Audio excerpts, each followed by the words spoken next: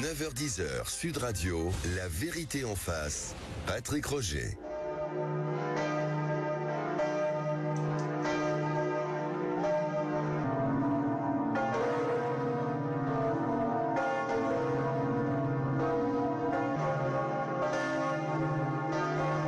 Vous entendez les cloches, et ce sont les véritables cloches de Notre-Dame où il y a eu un petit test il y a quelques jours. J'accueille Henri d'Anselme. Bonjour. Bonjour Patrick. Vous avez écrit Sur le chemin des cathédrales aux éditions Fayard. Je le montre également pour ceux qui nous suivent en vidéo, parce qu'il y en a de plus en plus qui nous suivent en vidéo, et notamment sur YouTube ou notre site internet, sudradio.fr.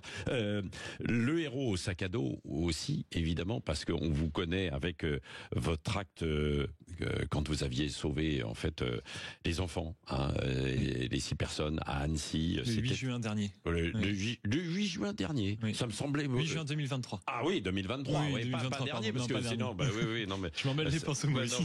Bon, vous êtes animateur du compte Instagram Le Chant des Cathédrales. Tout à fait. Vous avez réalisé plusieurs documentaires sur un tour de France des cathédrales, ainsi que sur Notre-Dame de Paris. Tout à fait. J'ai un gros documentaire qui sort sur Canal+ C8 le 27 décembre sur la Renaissance de Notre-Dame. Oui, sur la Renaissance de Notre-Dame. Tout à fait. Voilà, c'est ça. Pourquoi ? Parce que parlez-nous un petit peu. Vous êtes jeune, Henri. Vous avez quel âge ? J'ai 26 ans. Vous avez 26 ans, donc bon, on vous a connu pour cet acte, mais parlez-nous un petit peu aussi de vous. Vous êtes un chrétien ? Tout à fait. Je suis catholique pratiquant. Oui, ce qu'on avait vu à un moment de l'acte, vous l'aviez dit, revendiqué. Tout à fait. Mais en fait, je m'en suis jamais caché parce que c'est aussi ce qui définit ma démarche un petit peu. Oui. Mais donc l'année dernière, en 2023, j'ai fait 9 mois de grande aventure à travers la France. À ce moment-là, j'étais au chômage, j'avais terminé mes études, je savais pas trop quoi faire. Ouais. Et je m'étais lancé dans ce grand pèlerinage, cette grande aventure pour découvrir mon pays, découvrir les cathédrales, essayer de rendre un hommage, essayer de trouver et de transmettre ce que je considérais comme le message des cathédrales. Et j'ai eu cette immense chance que ça devienne mon métier. Oui, c'est ça. Ouais. Et aujourd'hui, je suis heureux à partir du moment où je peux transmettre au plus grand nombre ce qui m'anime et ce que je considère comme ma mission, c'est-à-dire transmettre un petit peu de ce qui a fait la grandeur de l'esprit des bâtisseurs et qu'on doit retrouver aujourd'hui et qu'on retrouve à travers la Renaissance. La Renaissance, quand même. Oui. C'est vrai que c'est un exploit, quand même. Ah, mais c'est extraordinaire. Vous avez visité le chantier, Henri. Exactement. J'ai eu cette immense chance en août 2023 de pouvoir visiter le chantier de Notre-Dame. Alors, quand je suis rentré, j'avais été déjà extrêmement frappé par la blondeur de la pierre. Toute blonde, toute lumineuse, la fraîcheur des peintures, la netteté des sculptures, etc. Mais quand j'y suis rentré, il y avait encore tous les échafaudages à l'intérieur et tout était un peu bâché, cloisonné. Ouais. Donc, je sais que des images sont sorties déjà de la nouvelle Notre-Dame. Moi, je les ai pas encore regardées parce que je me réservais la surprise. Ah, parce que vous y serez ce week-end ? Normalement, oui. Normalement. J'ai été invité et si tout se passe bien, j'y serai. Et donc, j'ai envie de découvrir tout ça sur le moment. Alors, c'est vrai. Quand vous parlez de la blondeur, effectivement, des pierres, parce que alors, je vous le dis, si vous n'avez pas vu encore ces photos ou ces images, c'est vrai que c'est très très clair. C'est blanc, c'est blond, alors que souvent, quand on parle d'une cathédrale, et vous allez nous en parler parce que vous avez visité énormément de cathédrales à travers tout le pays, souvent c'est quand même sombre quand on rentre dans une église ou dans une cathédrale. C'est vrai, mais j'ai envie de dire que c'est dû à l'âge de ces édifices religieux-là. Et d'ailleurs, je le raconte un peu dans mon livre, toute la profondeur historique de ce patrimoine qu'on a en France. Mais c'est vrai qu'à l'origine, les édifices religieux étaient extrêmement clairs, colorés. Ils étaient voulus comme ça. Et c'est au fur et à mesure du temps que ça s'est patiné. D'ailleurs, Notre-Dame de Paris va, je pense, se patiner assez vite aussi, notamment dû au nombre de visiteurs qui vont venir. Donc j'ai envie de dire, certes, on découvre une cathédrale toute neuve, très étincelante. Ça fait presque Disneyland d'un certain moment, d'un certain côté. Oui, totalement. Presque c'est vrai. Très neuf. Mais en fait, il faut en profiter parce que on est les seuls dans l'histoire de France à pouvoir profiter d'une cathédrale aussi neuve. Ouais. Attendez, vous n'allez pas nous dire qu'on va jusqu'à souhaiter un incendie pour ensuite avoir une cathédrale rénovée. En revanche, ce que je peux vous dire et ce qui m'a frappé sur mon tour de France des cathédrales, c'est que beaucoup de gens m'ont dit, après l'incendie Notre-Dame de Paris, grâce à l'incendie Notre-Dame de Paris, on a enclenché des expertises, on a débloqué des budgets pour s'occuper des autres, de l'autre patrimoine religieux, en fait, de tout le reste. Ouais. Et donc, en fait, j'ai envie de dire, c'est quand même grâce à l'incendie Notre-Dame de Paris qu'aujourd'hui, il y a un regain d'intérêt sur le patrimoine religieux et que, peut-être on a découvert qu'il a un message à nous dire et qu'en fait, c'est peut-être, j'ai envie de dire, en fait, Notre-Dame de Paris, c'est comme le pain sur la table. Ouais. Quand il est là, tout le monde s'en fout, c'est normal. Et quand il est pas là, tout le monde gueule parce qu'on se rend compte à quel point c'est important. Notre-Dame de Paris, on a fait tous cette expérience traumatisante de sa perte. Et en fait, on a tous senti que quand on était en train de la perdre, on s'est rendu compte à quel point ça nous était essentiel.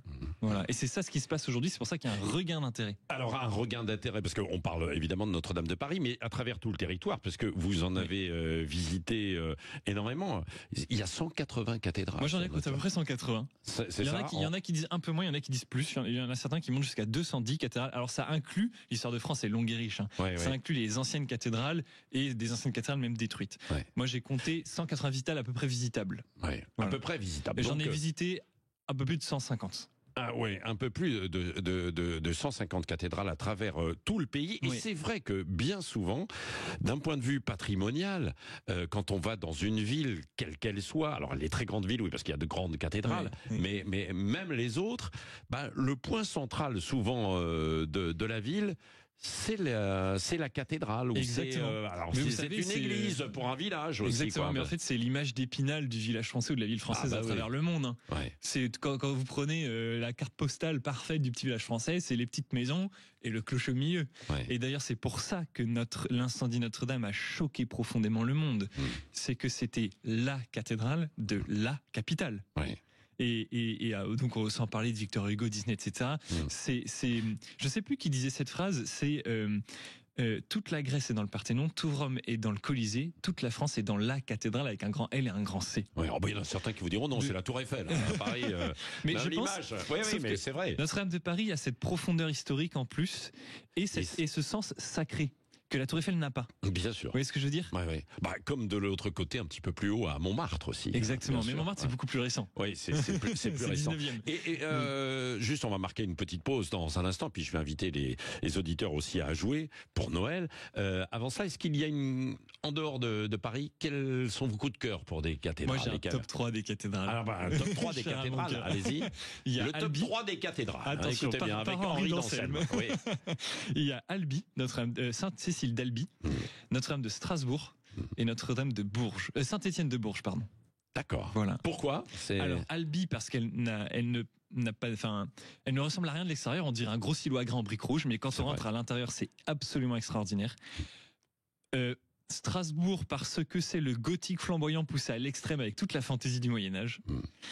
Et Bourges parce que c'est le gothique dénué, c'est le gothique cistercien avec un jeu de perspective absolument extraordinaire. Bon, finalement il y en a un peu pour tout le monde. Il y en a un peu pour tout le monde. Parce que vous avez choisi le sud-ouest, le centre et puis l'est. Vous auriez pu, et l'ouest et le nord, ça manque. Il y a Rouen après aussi, mais Rouen, extraordinaire. Plus grande flèche de France et plus grande façade d'Europe. Oui, c'est ça. Allez, on va continuer dans un instant et on sera aussi avec un artisan qui a évidemment restauré aussi Notre-Dame de Paris et vous, Henri d'Anselme. Mais avant ça, notre jeu, le grand sapin de Noël, évidemment. Tous les jours, nous vous offrons des cadeaux dans toutes les émissions de Sud Radio. Vous pouvez gagner énormément de choses. Une montre intelligente smartwatch, vous avez entendu la promo il y a quelques instants, etc. Je vous invite à jouer pour ça et à appeler au 0826 300 300, 0826 300 300. C'est Noël pour vous. Dites-moi, donnez-nous un numéro, tiens, Henri, entre 0 et 30. 25. 25e appel, c'est pour vous, dépêchez-vous, 0826 300 300 sur Sud Radio, la vérité en face. 9h-10h, Sud Radio, la vérité en face. Patrick Roger.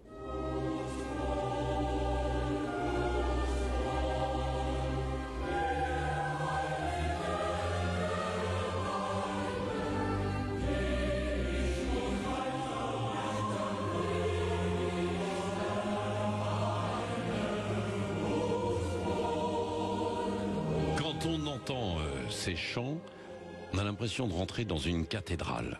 Et ça fait, non mais c'est vrai, ça donne le frisson à chaque fois. Qu'on soit croyant, pas croyant d'ailleurs. Je le dis, Henri d'Anselme avec nous, sur le chemin des cathédrales aux éditions Fayard. Henri d'Anselme, oui. Je rebondis juste par rapport à ce que vous venez de dire, parce que je me souviens de la parole de quelqu'un qui m'avait pris en stop sur mon tour de France des cathédrales, que je raconte dans mon livre. Dans votre livre, oui, bien sûr. Et il m'avait dit, il se prétendait athée, il se revendiquait athée, donc pas la foi, tout ça.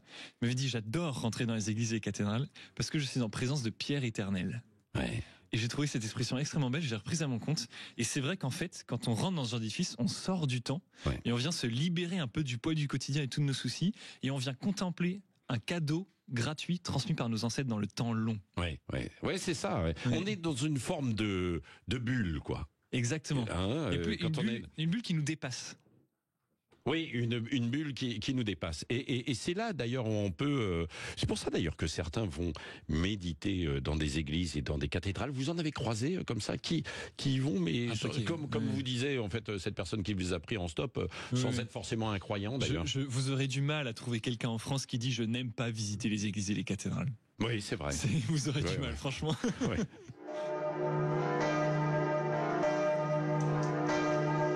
Les cloches de Notre-Dame qui vont retentir de nouveau ce week-end. Là, ce petit extrait, c'est parce qu'il y a quelques jours, il y a eu un essai qui a été fait. Nous sommes, Henri d'Anselme, avec l'un des artisans qui a travaillé justement, spécialiste des cloches, paratonnerres, coques, girouettes et tout ça, parce que c'est ce qui est évidemment sur toutes nos églises et cathédrales. C'est Alexandre Goujon qui est en Indre-et-Loire, près de Tours. Bon, rebonjour à vous. Bonjour. Oui, je dis rebonjour parce que vous étiez dès ce matin sur Sud Radio à 6h30 dans La Vie en vrai avec Benjamin Glaise. Merci d'être avec nous. Henri d'Anselme qui a fait le tour des cathédrales, 150 qu'il a visité évidemment en France. Vous avez participé à ce travail. Vous y serez ce week-end, j'imagine. Vous avez été invité quand même. Tout à fait, ouais. Oui, tout à fait, j'ai été invité. Oui. Pour vous, là, c'est l'aboutissement de quelque chose qui a été totalement incroyable, une gageure en l'espace de 5 ans d'avoir rénové cette cathédrale et vous d'y avoir participé. Oui, bien sûr, on est très fiers d'avoir participé à ce projet immense. Nous, à notre petite échelle, je suis une toute petite entreprise, nous on est 9 personnes, on a un petit groupement de 5 entreprises aussi artisanales. Et participer à ce projet, c'est vraiment exceptionnel. Et donc là, pour avoir descendu et remonté les cloches pour permettre la restauration des charpentiers, les remettre en route et là les faire sonner demain pour l'inauguration et la réouverture de la cathédrale, c'est exceptionnel. Bien sûr. Ça n'a pas été une mince affaire de les redescendre pour les remonter. Hein. Non, effectivement, c'est des très grosses cloches. La grosse fait 4 tonnes de 1,90 m de diamètre. Pour les passer, on a des trappes qui s'enchaînent et on a très peu d'espace pour les faire passer. Enfin, la grosse notamment, on a moins de 5 cm de chaque côté, donc faut viser juste. Et puis l'enjeu est là. Donc on travaille à Notre-Dame, on n'a vraiment pas le droit à l'erreur. Je me souviens, on vous a filmé pour notre documentaire sur Canal+, et je me souviens très bien de cette scène où vous nous expliquez à l'écran, regardez, on a 3-4 cm là et la grosse cloche, faut surtout pas qu'elle se il faut pas qu'elle touche ni pour l'abîmer elle-même, ni pour abîmer la structure, les maçonneries et les voûtes. Donc c'était un sacré défi et qui s'est très bien passé de début jusqu'à la fin. Donc on est très content de cette belle aventure humaine pour nous et de ce chantier, d'avoir participé à ce chantier hors norme. Oui, alors c'est vrai, mais quand je vous entendais en fait ce matin, je me disais vous avez travaillé sur Notre-Dame, mais en dehors de ce chantier, vous en avez beaucoup, vous intervenez sur beaucoup d'autres cathédrales. Henri d'Anselme, donc on a recensé environ 200, 180. Oui, certains disent qu'il y en a 210. D'autres qui disent un peu moins. Vous travaillez aussi, Alexandre ? Oui, on travaille sur pas mal de cathédrales. Moi, autour de là où moi je suis basé donc à côté de Tours.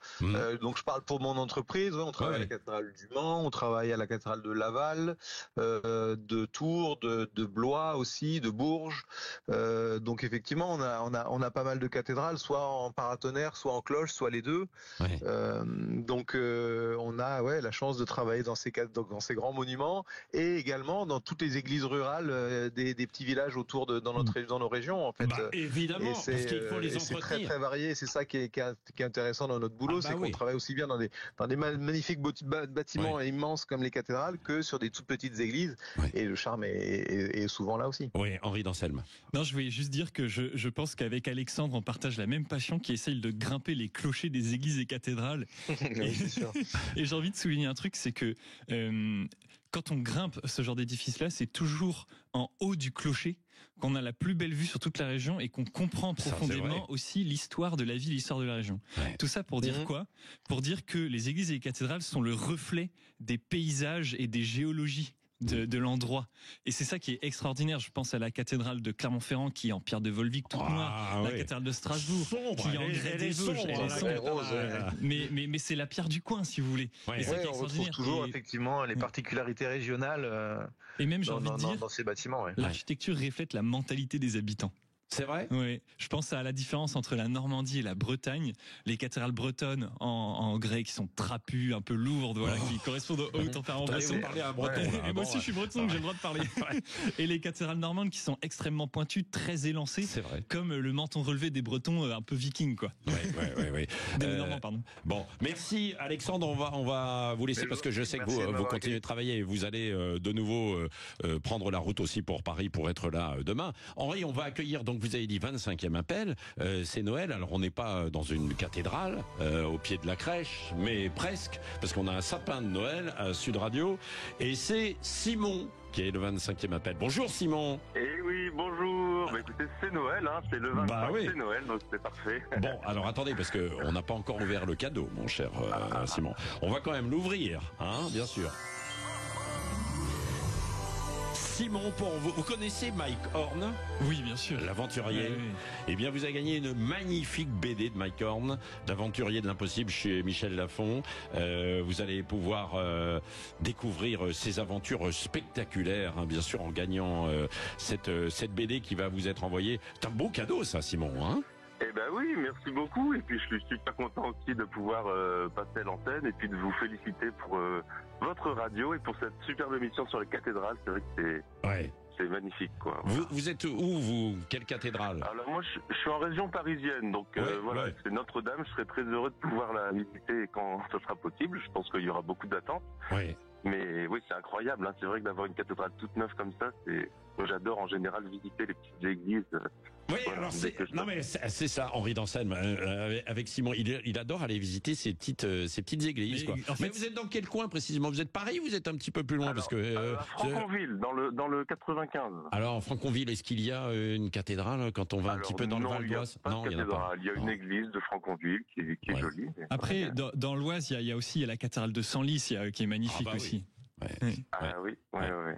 Et puis, vous êtes Val d'Oise, vous pouvez aller jusqu'à Rouen. Oui, alors Rouen, voilà, c'était avec les illuminations là de Rouen aussi, je me souviens, c'était tous les étés. Bref, voilà, puis c'est l'occasion de visiter la France aussi, comme votre invité, et donc c'est magnifique de visiter le patrimoine, et à chaque fois on se fait surprendre par des curiosités, c'est magnifique. Voilà, écoutez, joyeux Noël à vous en tout cas, Simon, et à tous vos proches. Joyeux Noël, Simon.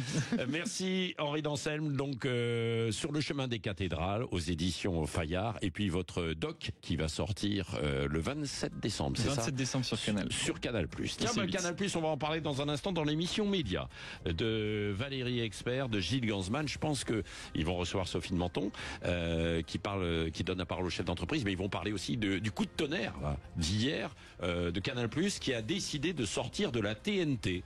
On va en parler dans l'émission Média et puis tous nos débats, bien sûr, toute la journée. Passez un bon week-end à l'écoute de Sud Radio.